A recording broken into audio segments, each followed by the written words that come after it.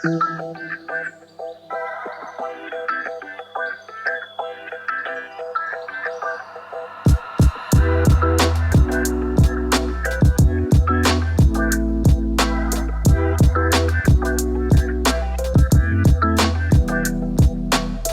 my sweet tooth peeps. This is Kat, aka Kakibot, and today I am delving into a video idea which has been kind of fermenting in my head for the past year or so, and that is chocolate in Edinburgh.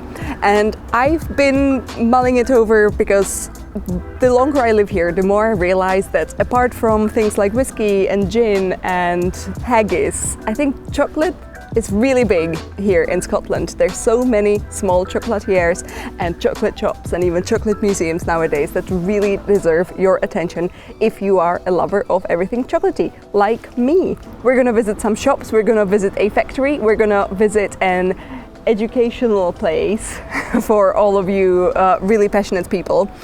And yeah, this is gonna be a lot of fun and I cannot wait. Okay, hold on to your chocolatey butts. We are going on a chocolatey adventure.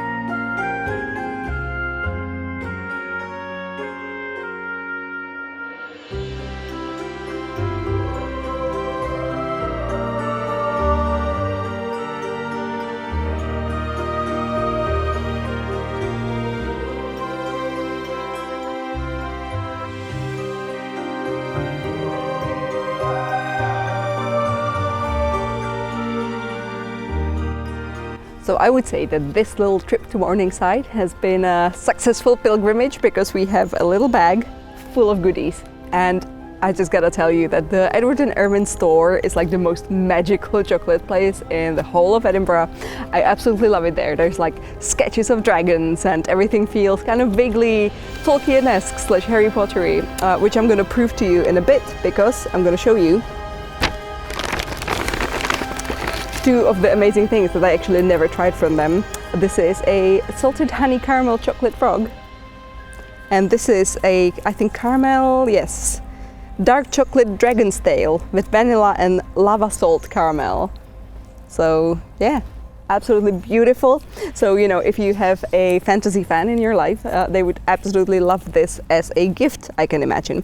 Then we also got a little baggie of these peanuts in caramelized white chocolate, which is Simon's favorite thing ever. Yes. Or he really likes caramelized white chocolate. I really like peanuts, so this is like us in a bag.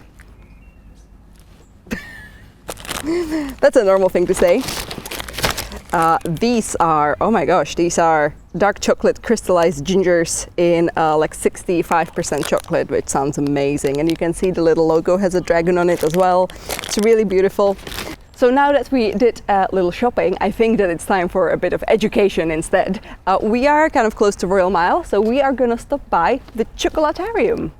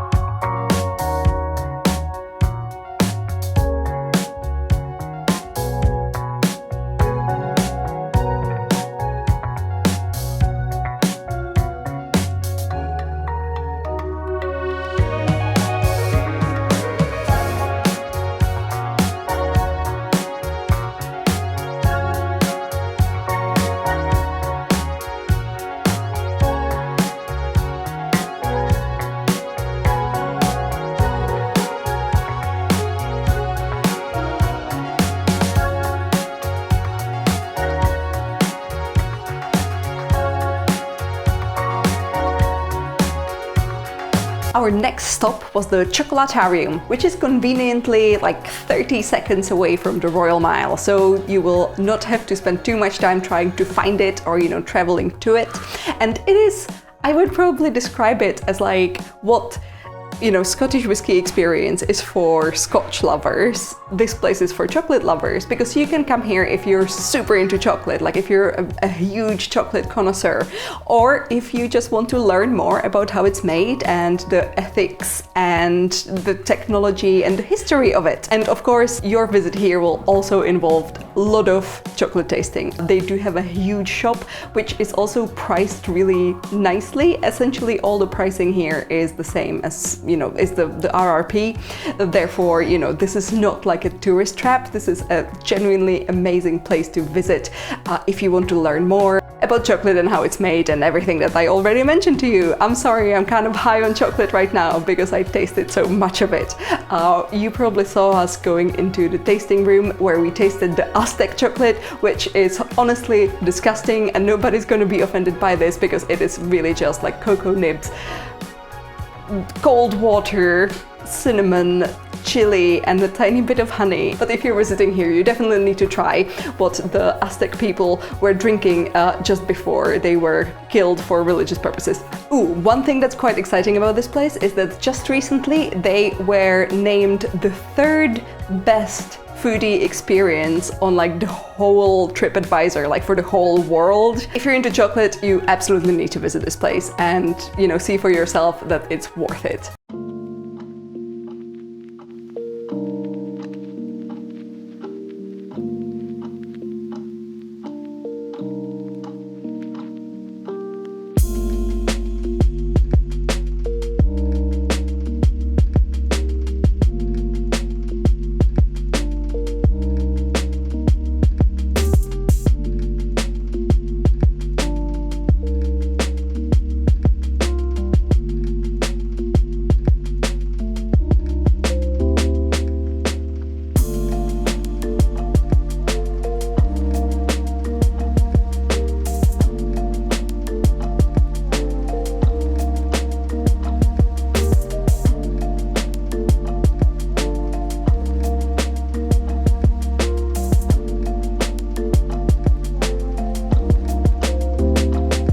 And now we are at the May Tree here in Bruntsfield. And if you're a fan of this channel, then you probably visited this place with us before, I think in the romantic things to do in Edinburgh video. But I needed to come here again because this is, for me, like the most iconic chocolate place in the whole of Edinburgh.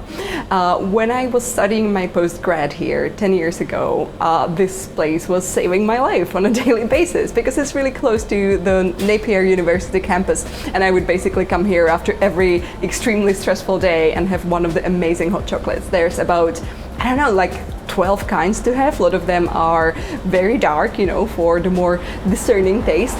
There's some that are dairy-free, there's some that are very kind of like small on volume, very thick. Others are like a big cauldron of hot chocolate. So whatever you need, this place is definitely going to cater to your hot chocolate desires.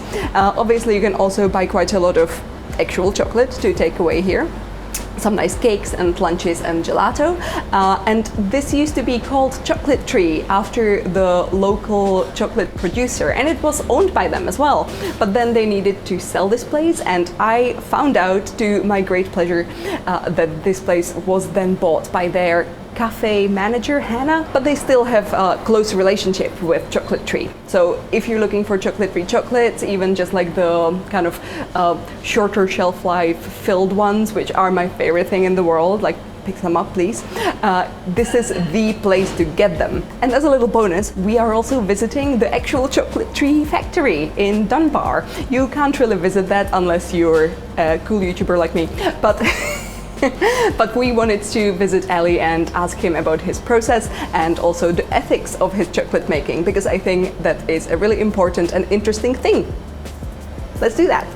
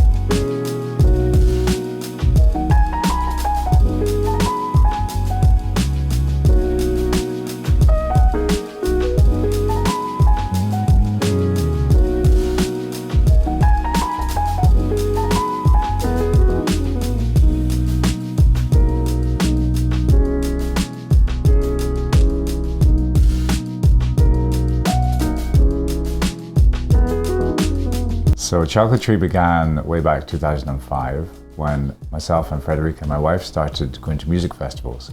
And we traveled around with a mobile geodesic chocolatarium. It was serving organic cakes and chocolate bars, puddings and desserts.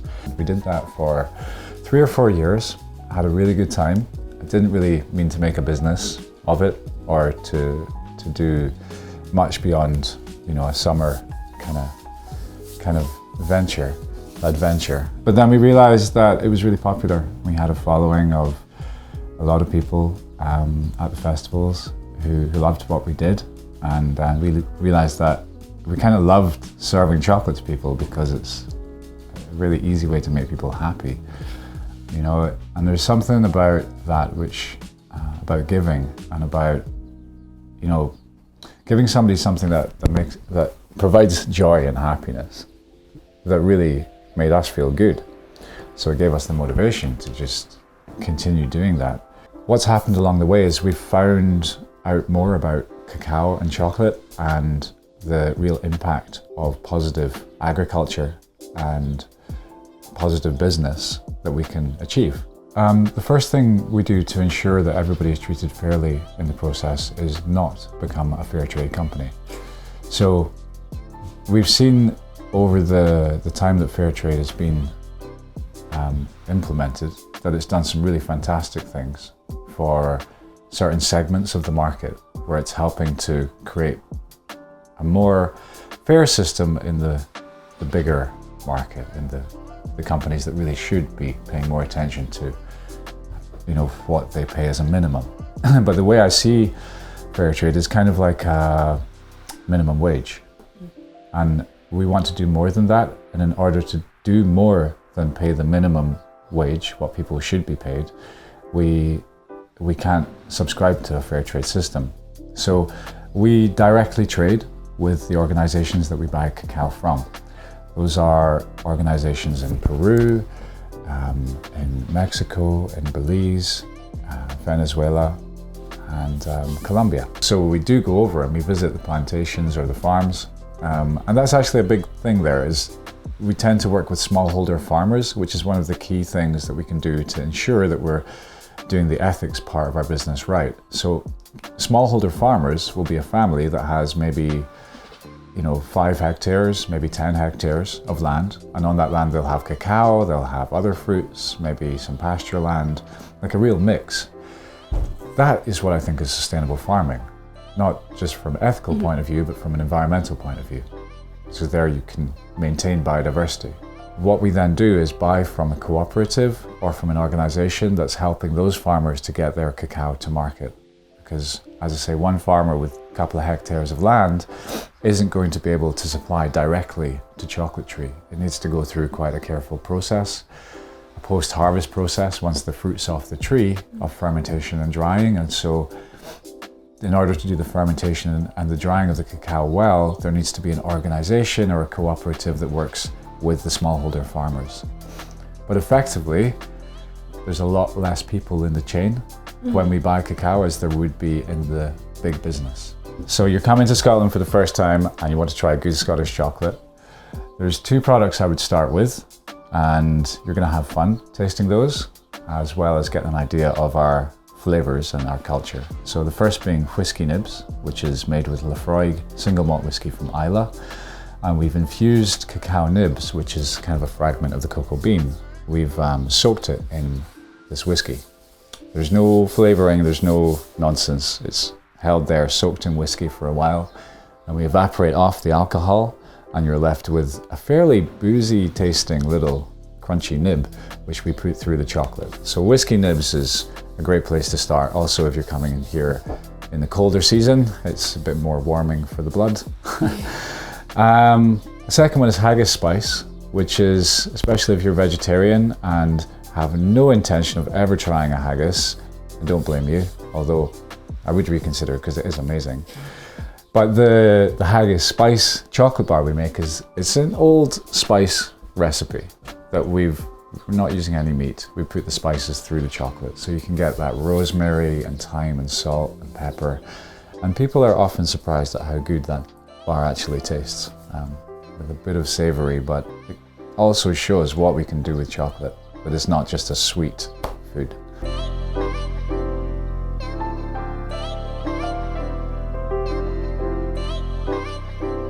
Wow, this has been amazing. I had so much fun. The most fun process of making anything ever in my life, I would say. So I just have to say thank you to everyone involved who made this possible for me. You know, Jenny from Chocolatarium and Ellie from Chocolatary and Kirsty from Edward and Irwyn. They are all amazing people. And let me just say that everyone working on like the small scale chocolate scene here in Edinburgh is an absolute legend. It's just like a pack of wonderful weirdos, and I really loved meeting them all. Anyway, before I end this video, I just want to do a little shout out for a couple other small chocolate brands that I think deserve your attention. One of them is Cocoa Chocolate, who collaborate with local artists. Another brand that's local in Edinburgh is Fellow Creatures, which is vegan chocolate and kind of like a free from chocolate that has been started by an amazing Hungarian dude here in this city. Another place to get vegan chocolate would be Consider It, which is a place next to the Meadows. They mostly do, I think, donuts these days, but they also do vegan chocolate. So if you're a vegan or if you have vegan friends and family and you're traveling with them, that's a good spot to visit. Another one is Ocelot. That's another very artsy chocolate. Again, amazing gift, amazing souvenir. You can get those from 12 Triangles, but also I'm pretty sure that you can get some of them in the Chocolatarium as well. And I think last place that I want to mention is Mary's Milk Bar. And you probably know that place because if you've ever been to Edinburgh, like if you've been to Edinburgh one time, you know Mary's Milk Bar because of their amazing ice cream. And Mary actually makes her own chocolate bars as well. You can get those online and I'm assuming in the store as well. But they come in like some slightly amazingly weird flavors, so you're gonna see some of them here. I think that I tried like sesame and like special Eastern spices, and they were all amazing. They're great. Yes, just like her ice cream, her chocolate is just very inventive and just like full of this creative energy. Okay, so now we're finally at the end of the video, so I'm gonna do all of my regular information dump. I'm gonna leave a map for all of the places I visited in this video down below, and I might actually add some of the ones that I mentioned, you know, a minute ago, just for your convenience. I hope you appreciate. Otherwise, you can always visit me on Instagram on KakiBot and KakiBlog. I also have an Etsy store where I sell a lot of Scottish themed goods. So if you miss Scotland, or if you're in Scotland and you don't miss it but you're super proud of it, then you should definitely visit me there. All the links in the doobly-doo as always. Okay, thank you guys so much for watching. I really hope you enjoyed this very chocolatey video. I hope you like chocolate, because if not, then you probably had a horrible time. Let me know in the comments below if you hate chocolate, and I will block you. No, I'm just kidding. You can tell me that you hate chocolate, that's fine. Have you ever visited any of the places that I mentioned? Because if yes, I would love to hear your review for them. Okay guys, thanks for watching all the way until the end, and I will see you soon. Bye!